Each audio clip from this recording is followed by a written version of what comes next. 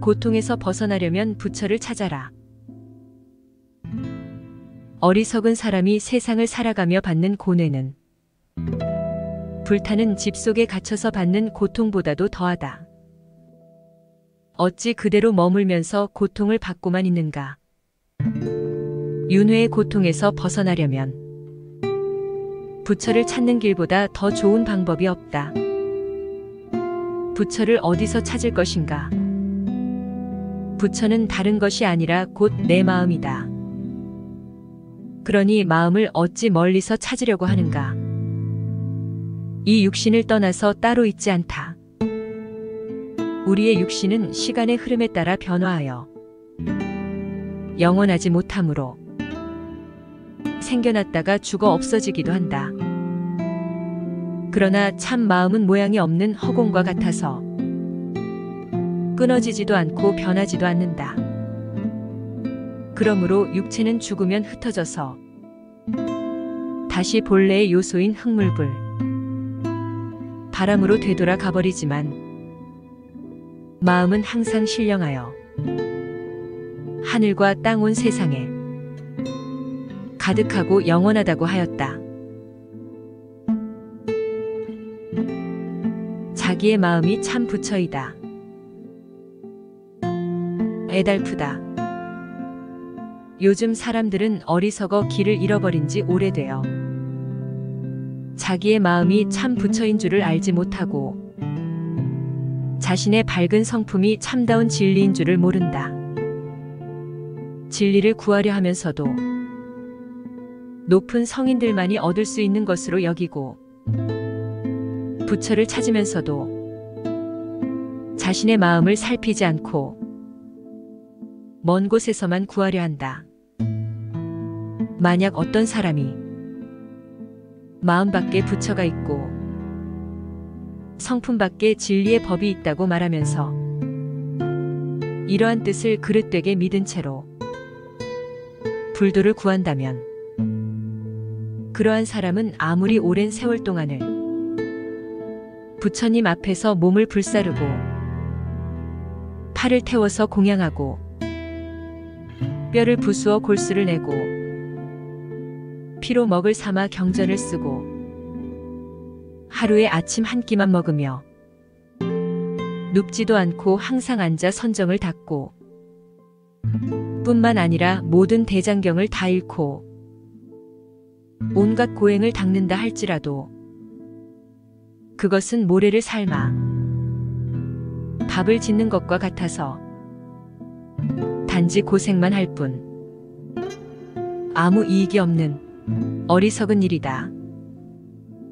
오직 자기의 마음이 부처인 줄을 알면 겐지스강의 모래알처럼 많은 진리의 가르침과 한량 없는 묘한 진리를 구하지 않아도 저절로 얻게 될 것이다.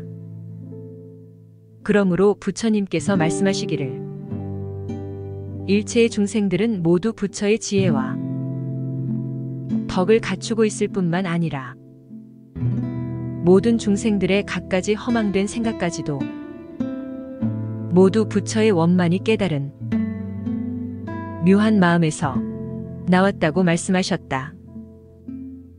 그러므로 나의 마음을 떠나서 부처를 이룰 수 없음을 알 수 있다. 과거의 모든 부처님들도 오직 마음을 밝힌 분들이며 현재의 모든 성현들도 마찬가지로 마음을 닦은 분들이다. 그러므로 앞으로 수행할 사람들도 마땅히 이러한 진리를 의지해야 한다. 바라건대 모든 수행하는 사람들은 절대로 마음 밖에서 진리를 구하지 말라. 마음의 성품은 깨끗하여 번뇌망상에 물들지 않아 본래부터 스스로 원만히 성취된 것이니 오직 망령된 생각만 버리면 곧 그대로가 부처인 것이다. 불성이 주인공이다.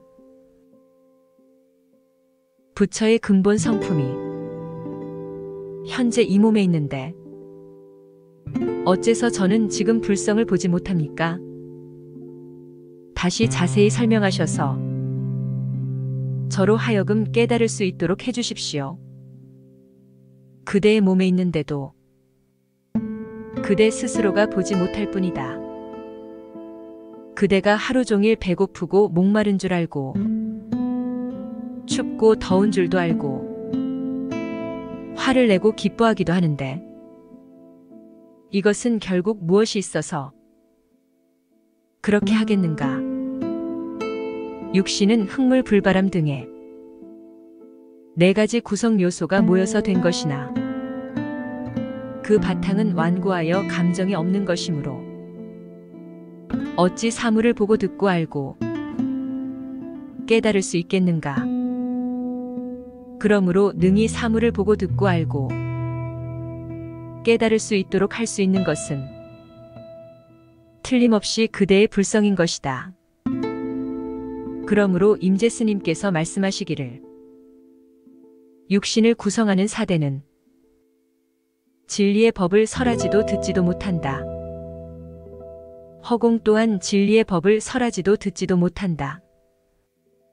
오직 그대의 눈앞에 뚜렷이 밝은 형상이 없는 한 물건만이 진리의 법을 설하고 듣을 줄도 안다고 하였다. 여기서 말하는 형상이 없는 한 물건이란 바로 모든 부처의 바탕이며 또한 그대의 본래 마음이다. 바로 이렇게 부처의 성품이 현재 그대의 몸 안에 있는데 어째서 그것을 밖에서 헛되이 찾으려 하느냐?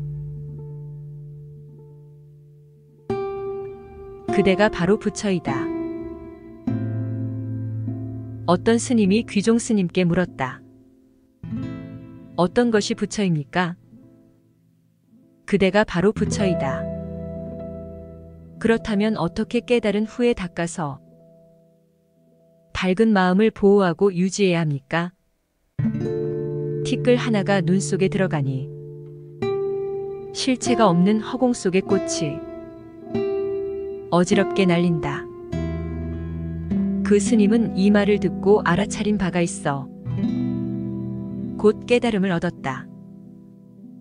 만약 위에서와 같이 수행자를 깨달음의 문으로 이끌기 위해 선종의 조사 스님들의 공안을 간절히 참고하여 믿음과 이해가 생겨 깨달음을 얻는 바가 있으면 바로 옛 성인들과 함께 손을 잡고 갈 것이다. 깨달음과 수행. 일반적으로 진리의 길에 들어가는 데는 여러 가지 방법이 있지만 요약해서 말하면 진리를 듣고 단번에 깨달음을 얻는 도노의 수행 방법과 점차로 닦아서 깨달음을 얻는 점수의 수행 방법 두 가지에 지나지 않는다.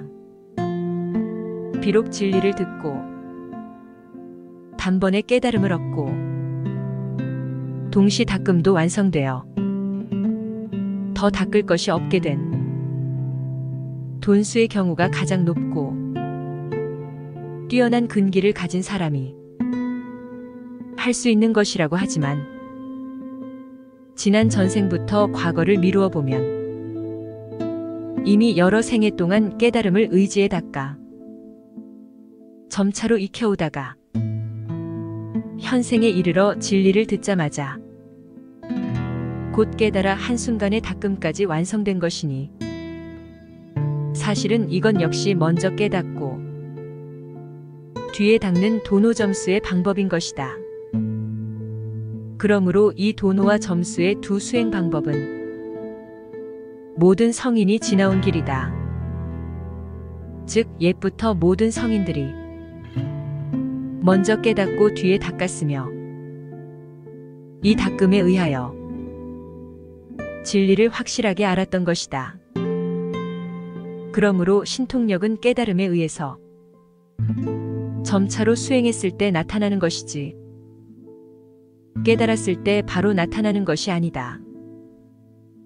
경전에서 말씀하시기를 논리적인 이치로는 도노하면 깨달음과 동시에 모든 번뇌가 녹여지지만 실제에 있어서는 한꺼번에 없어지지 않으므로 차례차례로 소멸된다고 하였다. 규봉 스님도 먼저 깨닫고 뒤에 닦는 뜻을 깊이 밝히어 말씀하시기를 얼어붙은 연못이 모두 물인 것을 알지만 햇빛을 받아야 녹고 보통 사람이 바로 부처인 것을 깨달았지만 진리의 힘을 빌려 익히고 닦아야 참 부처가 된다. 얼음이 녹아야 물이 흐르고 물을 끌어대야 손을 씻는 물의 작용이 나타날 수 있듯이 망령된 생각이 모두 없어지면 마음이 신령스럽게 통하여 반드시 신통과 광명의 작용을 나타낸다고 하였다. 이와 같이 신통력은 하루아침에 이루어지는 것이 아니라 점차로 수행을 닦음으로써 나타나는 것임을 알 수 있다. 깨달은 후에도 계속 닦는 이유. 스님께서는 도노와 점수의 두 문이 모든 성인들이 거쳤던 수행 방법이라 하였고 깨달음이 도노라면 왜 계속해서 점점 닦음이 필요하며 닦음이 점수라면 그것으로 수행이 완성되었을 텐데 왜 도노를 또 말씀하십니까?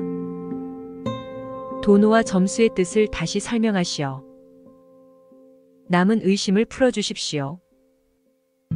깨달음이란 보통 사람이 어리석어 미혹했을 때 흙물 불바람 등의 사대를 진짜 자신의 몸뚱이라 착각하고 그릇된 망상을 마음이라 착각하고 자기의 성품이 진리의 부처인 줄을 모르고 자기의 신령한 마음이 진실한 참 부처인 줄을 모르고 마음 밖에서 부처를 찾아 헤매다가 갑자기 큰 스승의 가르침으로 바른 길에 들어가 한 생각에 마음의 빛을 돌이켜 자기의 본래 성품을 보는 것을 말한다. 이 성품의 본바탕에는 본래부터 번뇌가 없고 완전한 지혜의 성품이 본래부터 스스로 갖추어져 있어서 모든 부처님과 조금도 다르지 않음을 깨닫는 것을 도노라 한다. 점수란 비록 본래의 성품이 부처와 다름이 없음을 깨닫기는 했지만 지난날 오랫동안 익혀온 습성과 버릇은 갑자기 모두 없애기 어렵다. 그러므로 깨달음을 의지에 닫고 점차로 익혀서 깨달음의 결실이 이루어지고 오랫동안 수행을 통해 성인의 자질을 길러서 마침내 성인이 되니 이를 점수라 한다. 비유하면 어린아이가 처음 태어났을 때 모든 감각기관이 갖추어져 있음은 어른과 조금도 다르지 않지만 그 힘이 아직 충실하지 못하기 때문에 상당한 세월이 지난 뒤에야 비로소 어른과 같은 구실을 하는 것과 같다. 마음을 찾는 방법. 무슨 방법으로 한 생각에 문득 자신의 본성을 깨달을 수 있겠습니까? 오직 그대의 마음이다. 다시 무슨 방법이 따로 있겠는가? 만약 방법을 써서 다시 알려고 한다면 그것은 마치 어떤 사람이 자신의 눈을 보지 못하니 눈이 없다고 하면서 자신의 눈을 찾는 것과 같다. 이미 자기 눈인데 다시 볼 필요가 무엇인가? 눈을 볼 수는 없지만 확실히 내 얼굴에 붙어 있는 줄을 알아. 잃지 않은 줄 알면 그것이 곧 눈을 보는 것이다. 다시 또 보려는 마음이 없는데 어떻게 보지 못한다는 생각이 있겠는가. 자기의 신령스러남도 이와 같아서 이미 자신의 마음인데 어찌 다시 알려고 하는가. 만약 알려고 한다면 얻을 수 없음을 알게 될 것이니 다만 알 수 있는 대상이 아닌 줄을 알면 이것이 곧 성품을 보는 견성이다. 근기가 아주 높은 사람은 들으면 곧 쉽게 알겠지만 그렇지 못한 보통 이하의 사람은 의욕이 없지 않을 것이니 다시 쉽게 방편을 말씀하여 어리석은 사람들로 알아듣고 깨달을 수 있게 하여 주십시오. 진리의 도란 인간의 인식작용을 초월한 세계이므로 알고 모르는 데 있지 않다. 그대는 어리석은 생각을 가지고 깨달으려는 마음을 버리고 내 말을 들어라.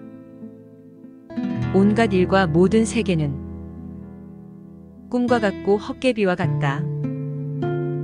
그러므로 망령된 생각도 본래 고요하고 티끌 같은 객관의 대상도 또한 본래 실체가 없는 공한 상태이다. 모든 세계가 실체가 없는 공한 세계임을 아는 그곳에서는 신령스럽게 아는 영지가 어둡지 않다.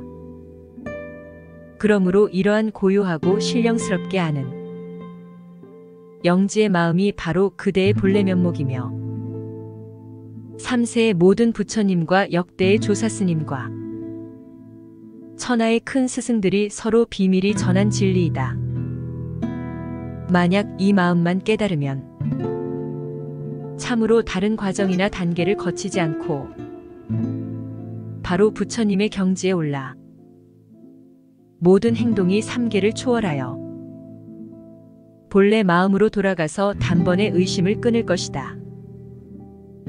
그래서 인간과 천상의 스승이 되고 자비와 지혜가 하나 되어 자기 자신도 이롭고 남도 이롭게 하면 인간과 하늘의 한량없이 귀한 공양을 받게 되니 하루에 수만 양의 황금을 사용할 수 있는 것과 같다.